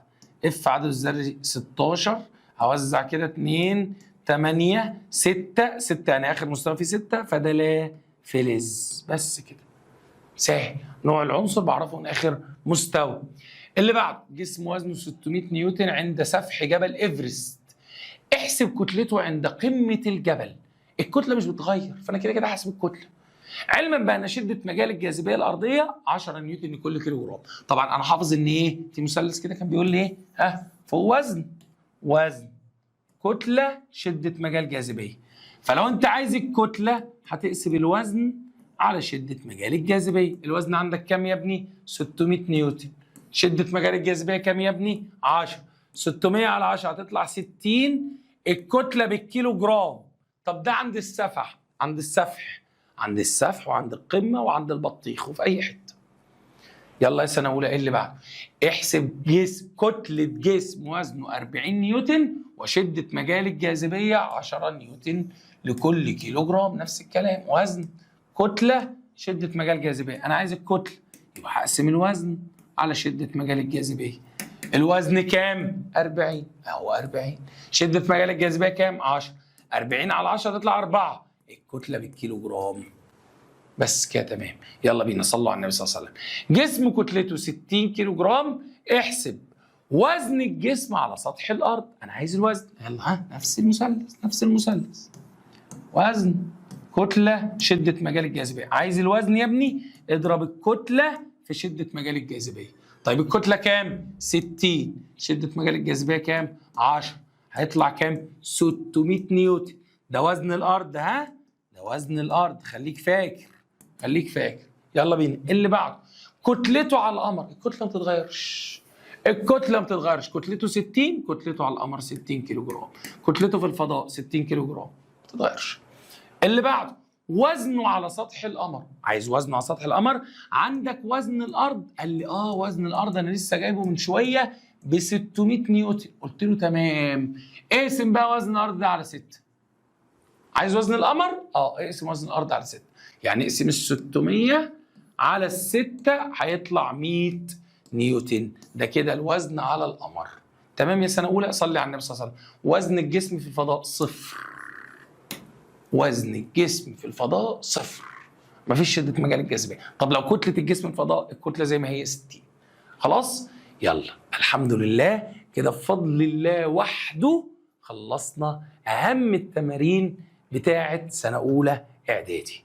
سنه اولى ان شاء الله كده مفيش اسئله تقف معاك. حل بقى وانت مطمن يا جميل. وصلي على النبي صلى الله عليه وسلم. لسه في فيديو كمان، فيديو النماذج.